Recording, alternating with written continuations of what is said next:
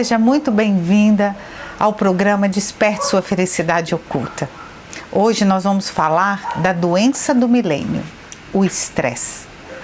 Eu te ensino a ter saúde, equilíbrio e felicidade constantes. Meu nome é Jô Tostes, eu sou psicóloga, especialista em inteligência emocional e yoga tibetana terapêutica. Nós vamos falar hoje sobre o estresse, sobre esse corre-corre, sobre essa história de que tudo é para ontem, de que estamos correndo, apressado, tem que ser feito, tem que ser feito, tem que ser feito. A gente precisa compreender, primeiro de tudo, que o estresse é diferente de ansiedade e angústia. Ansiedade e angústia são questões internas, são cobranças internas. E o estresse é de fora, o estresse é externo. Agora a gente vai aprender a lidar com o que vem de fora, com o que realmente não é meu. E como que eu lido com isso sem permitir que isso afete a minha vida? O que a maioria das pessoas fazem é deixar que o estresse e o corre-corre do dia afete a sua vida por completo. Quantas vezes eu me atropelo, eu esqueço de coisas, eu deixo de fazer coisas muito importantes para mim e para as pessoas que eu amo por conta do estresse, por conta da correria, por conta de acreditar que eu tenho que fazer alguma coisa, senão o mundo vai acabar. A gente precisa discernir daquilo que realmente é importante e como eu me organizo para priorizar aquilo que é importante e não deixar com que as demandas externas me consumam como se a minha vida dependesse de cumprir essa demanda, de responder a essa demanda. É muito importante a gente marcar essa diferença do que é o estresse que está fora, que é alguma coisa que está fora de nós, que promove esse estado estressado, e outra coisa que é a angústia e a ansiedade, que vem de dentro, certo? Porque quando o motivo do meu estresse, do meu cansaço vem de fora, é um outro olhar que eu tenho que dar para isso.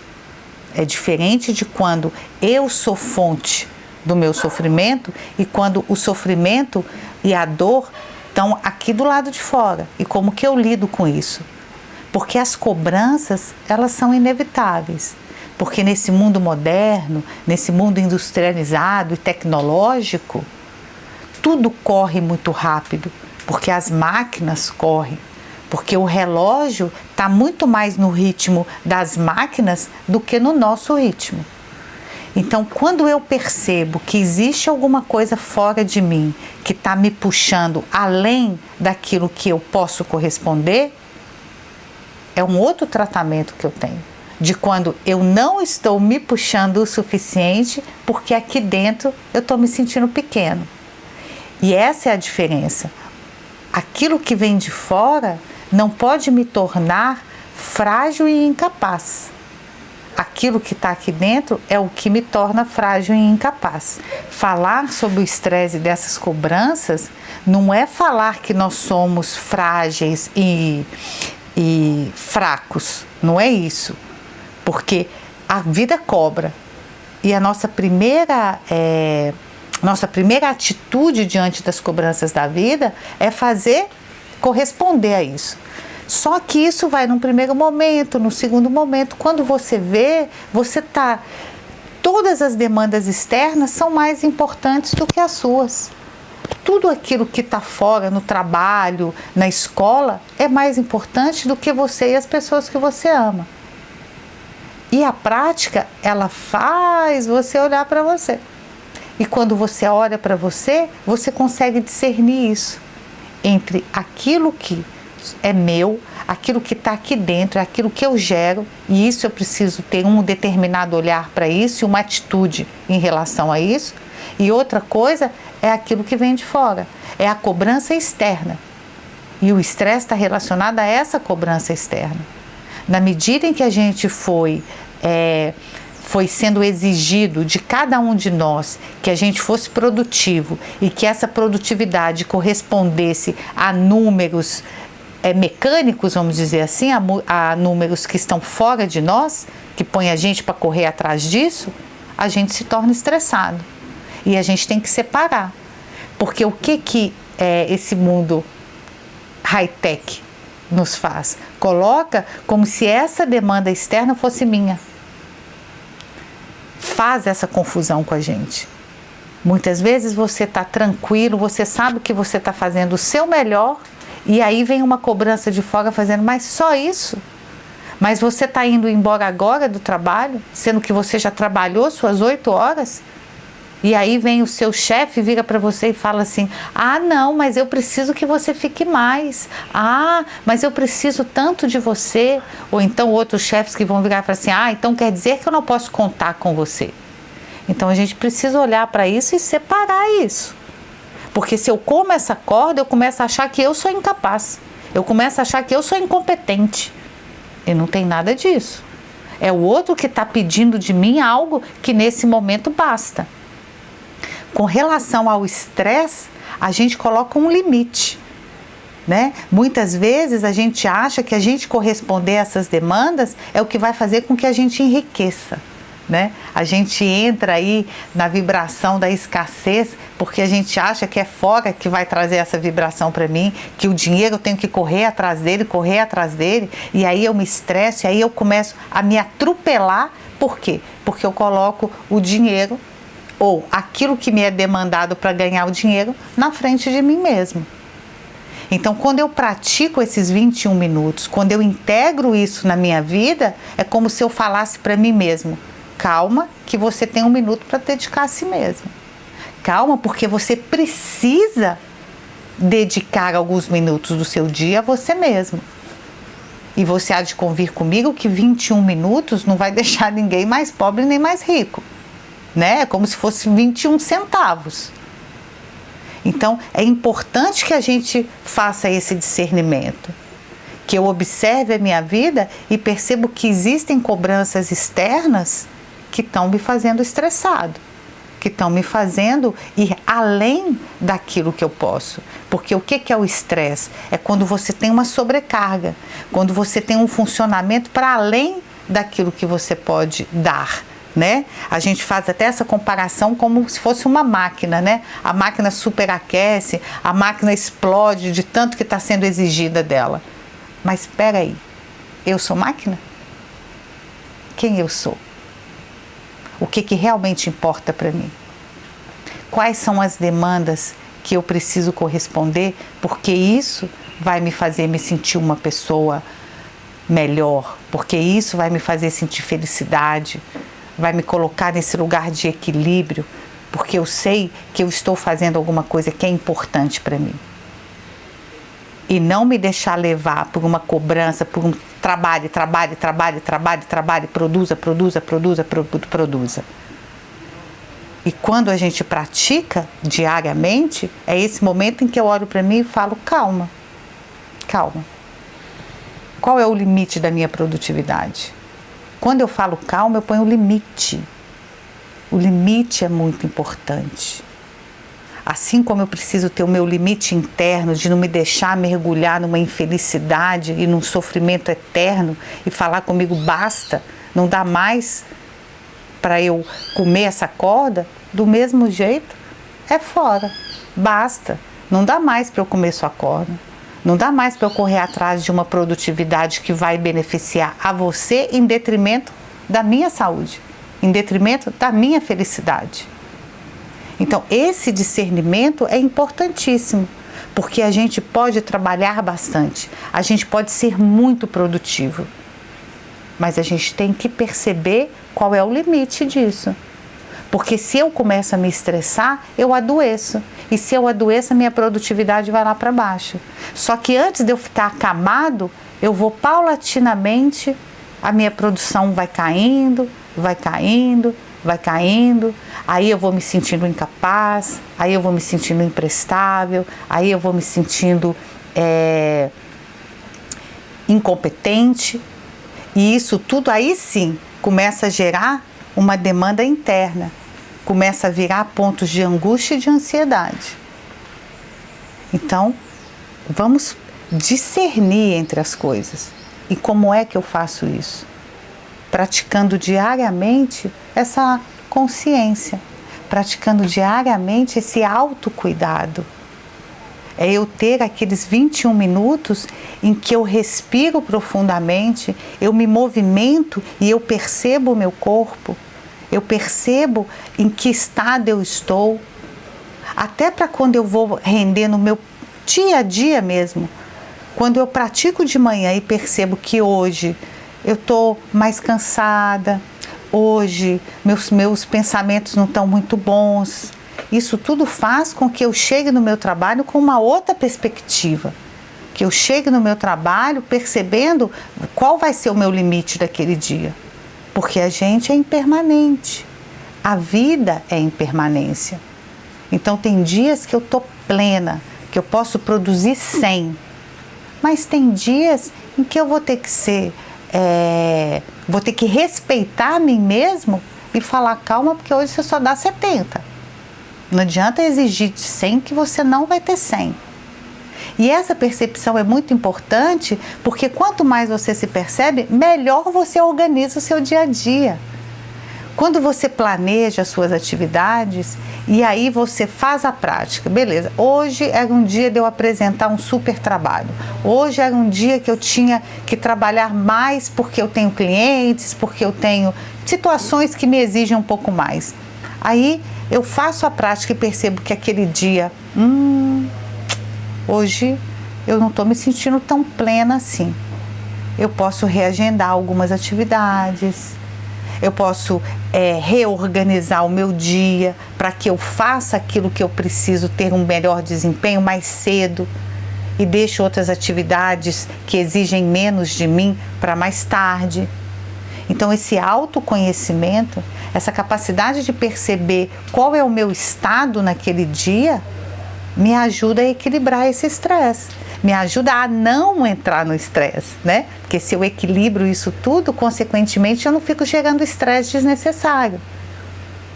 Então, a prática é esse autoconhecimento, é essa autoobservação, é essa percepção de que o que é meu do que é do outro. E aquilo que é do outro, eu lido com parcimônia, eu lido com limite. Essa aula de hoje é uma oportunidade para você ficar atento a isso, para você perceber quais são seus estressantes, para você perceber quais são as exigências externas que estão além daquilo que você pode dar, de você perceber também quais são os problemas e as dores dos outros que você está tomando como sua, porque isso também é ponto de estresse. Né? É a demanda, é aquilo que, o que é a demanda? É a exigência do outro. A demanda é aquilo que o outro te interroga, é aquilo que o outro te cobra. Isso traz estresse. Se você não perceber que é do outro, você toma aquilo como seu e você passa a oferecer mais do que você pode, porque você acha que aquilo é seu. Você não percebe que é do outro. Assim como quando você come a dor e o sofrimento do outro. Quando você entende que isso, quando você acha que isso é seu e não é do outro. Aí você sofre, aí você sente a dor, aí você mergulha num estado estranho em si mesmo, e é essa experiência que as pessoas me trazem, alunos, pacientes me trazem, que é dessa estranheza, de eu começo a me sentir mal por alguma coisa que não é meu, só que eu não percebo que não é meu, eu só percebo a estranheza, percebo que isso não me corresponde. Então, a prática te ajuda aí a entrar em contato consigo mesmo, a perceber aquilo que é meu, aquilo que eu preciso melhorar em mim, aquilo que eu preciso puxar a mim mesmo e dizer, vamos lá, porque a gente pode dar mais daquilo que está fora, daquilo que é exigência do outro. Ah, mas então eu só vou fazer o que eu quero. Eu não estou falando de fazer o que eu quero. Eu estou te ensinando, eu estou te colocando uma situação para que você perceba que a demanda do outro é do outro, não é sua. Você pode ajudar, você pode corresponder, você pode ser produtivo como o seu chefe espera que você seja? Pode, mas desde que isso não te cause estresse. Desde que aquilo que ele exija de você bata com aquilo que você é e com aquilo que você é capaz de produzir. E também essa capacidade de produção, ela é impermanente. Tem dias que a gente está melhor, tem dias que a gente não está tão assim. Então, quanto mais eu tenho essa autopercepção, quanto mais eu olho para isso, melhor eu levo a minha vida. Porque o que faz com que a gente adoeça, o que faz com que a gente se sinta estressada? É não saber o que está acontecendo. É a gente estar sofrendo, é a gente estar sentindo estranho, é a gente estar sentindo incomodado e não perceber de onde que vem aquilo. Aquilo é meu ou aquilo é do outro? Eu estou comendo reggae do outro ou não? Ou isso é meu mesmo e eu é que tenho que me haver com isso? Discernir isso é importantíssimo. E como é que eu consigo discernir isso? Autoobservação. E como é que eu consigo me autoobservar? A prática. A prática é esse momento em que eu me observo. É esse momento em que eu me conecto, né, me reconecto comigo, com aquilo que está passando aqui dentro, e aí eu sou capaz de entender aquilo que é meu daquilo que é do outro. E eu preciso fazer isso todos os dias. Por que eu preciso fazer isso todos os dias? Porque disso depende a minha saúde. A minha saúde mental, a minha saúde emocional, a minha saúde relacional, a minha saúde produtiva, daquilo que eu posso dar de melhor, né? A gente acha que a gente não precisa se observar, que a gente só tem que olhar para fora? Não. A gente tem que olhar para dentro, porque é olhando para dentro que eu percebo o que é meu do que não é. Que eu percebo o que eu realmente tenho que corresponder ao externo e daquilo que não, daquilo que basta.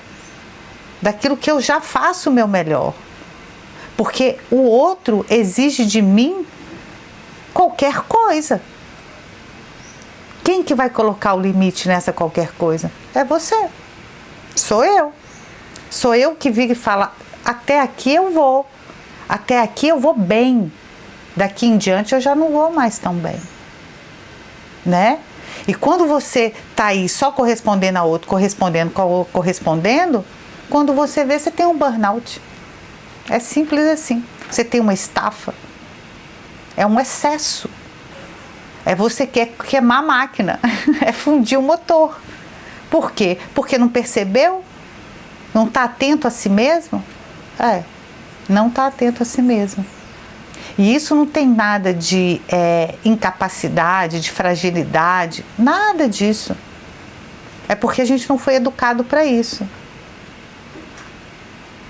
E nesse momento em que eu trago isso para vocês, é esse momento em que essa luzinha acende. Porque eu tenho certeza que ouvindo isso tudo que eu estou dizendo, você vai pensar, será? Será que realmente eu estou dando menos do que eu posso? Ou eu estou dando mais? Porque eu acredito que se eu não der mais, eu não vou ser recompensada pela vida. Que se eu não der mais, eu não vou ser reconhecida pelo outro. A gente precisa de reconhecimento? Precisa. Porque reconhecimento é sinônimo de amor. Eu preciso ser amado. Mas eu ser amado em detrimento da minha saúde, tem alguma coisa estranha aí. Não tem, não?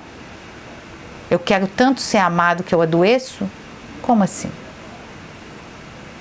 Você consegue perceber isso?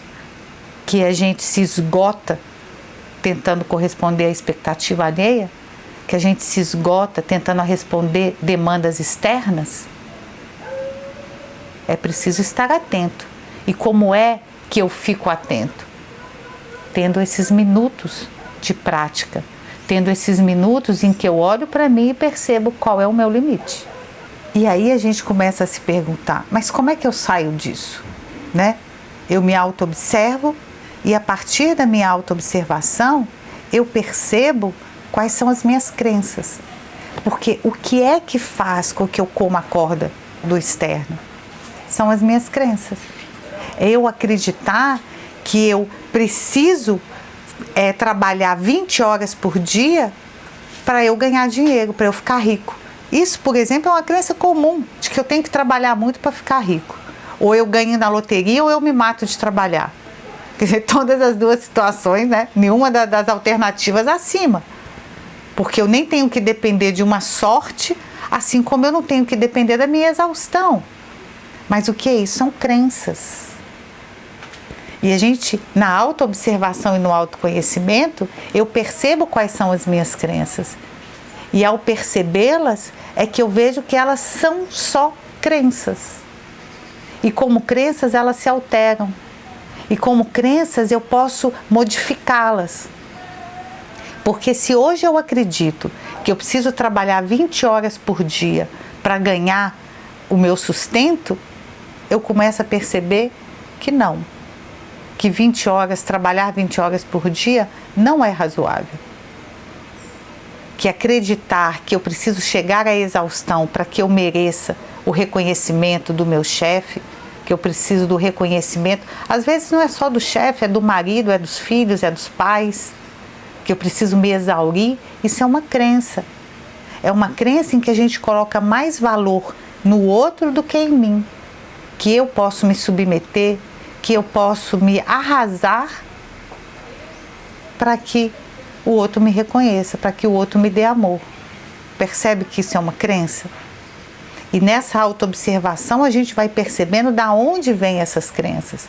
Porque essas crenças são formadas lá atrás. Essas crenças vêm de muito tempo. Essas crenças vêm de um campo de memória, às vezes familiar, ancestral, que vem se repetindo, se reforçando, até que chega até a gente. E a gente tem isso como verdade absoluta.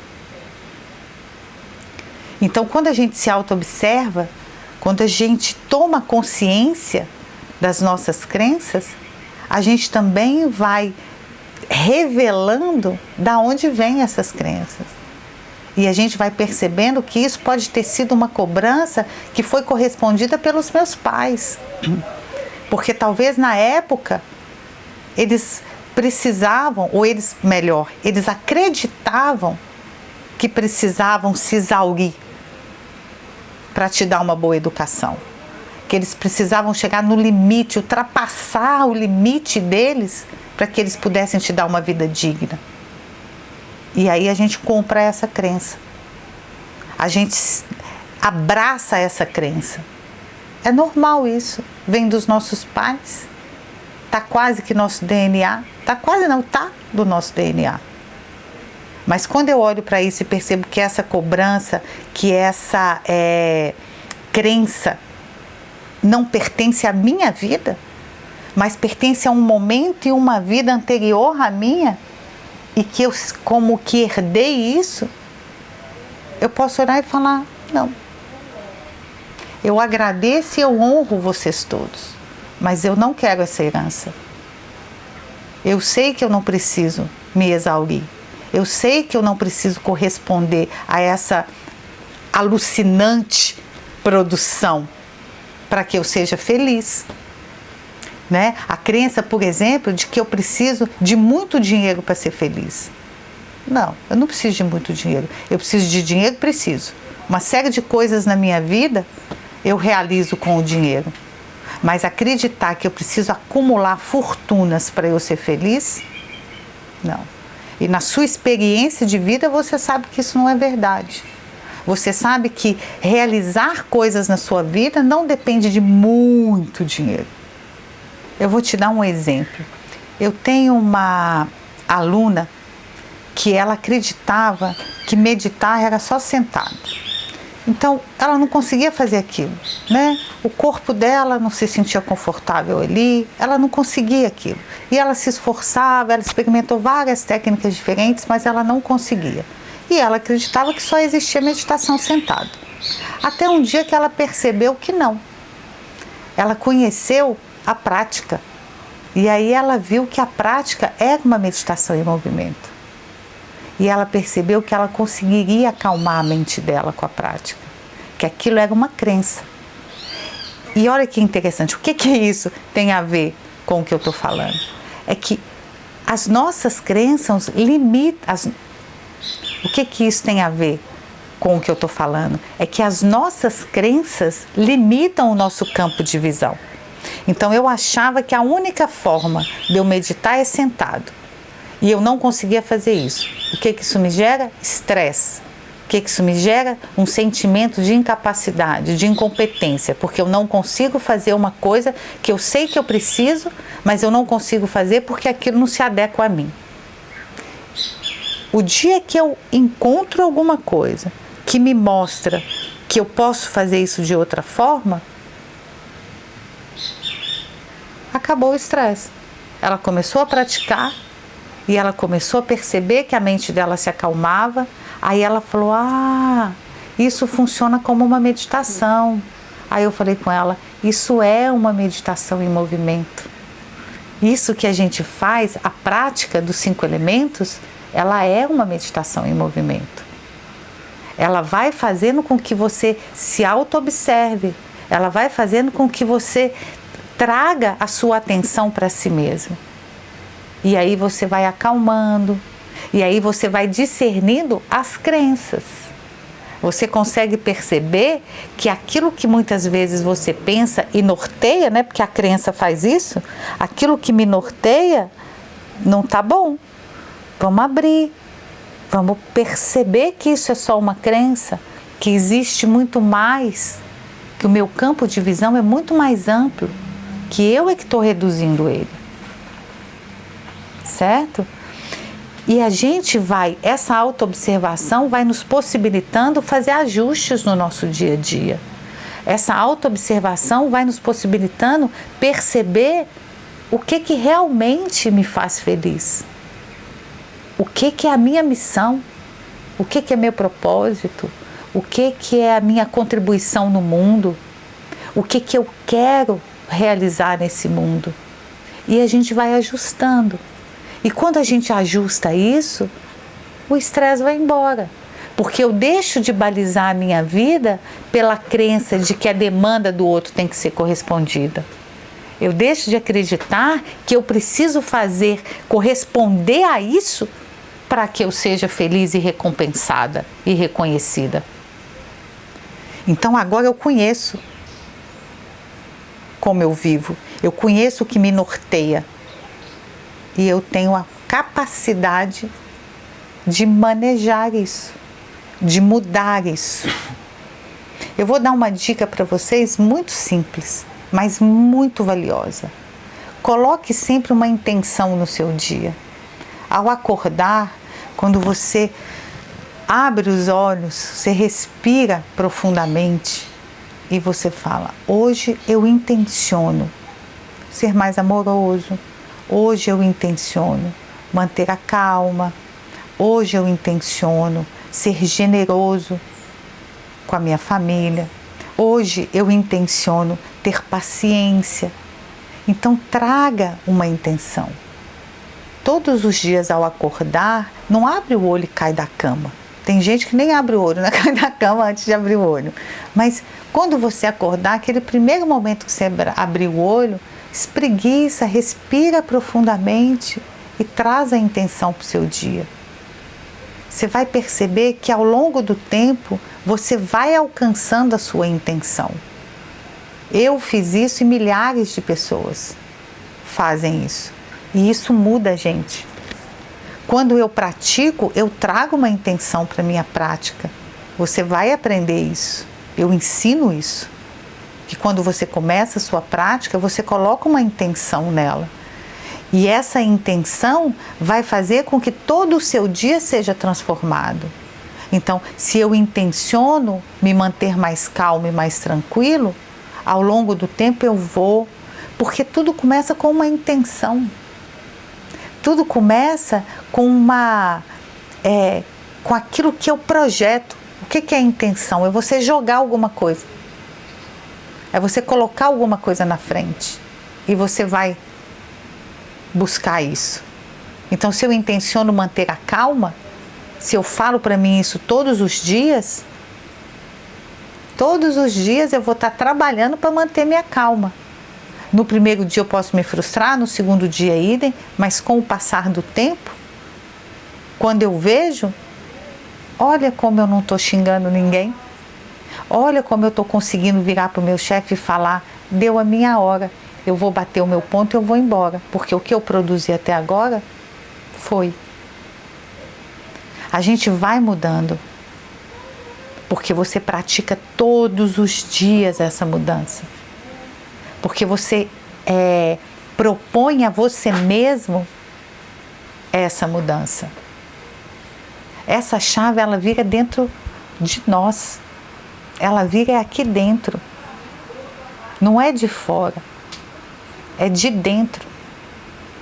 E a prática é exatamente dedicar 21 minutos diários a si mesmo. E aí eu vou percebendo o que é importante para mim. Eu vou percebendo o que não é bom para mim. O que normalmente a gente faz? A gente procura anestésico. No álcool, no cigarro, nas drogas, sejam elas lícitas ou ilícitas, na comida. A pessoa é super profissional, a pessoa é super competente, mas está completamente fora do peso.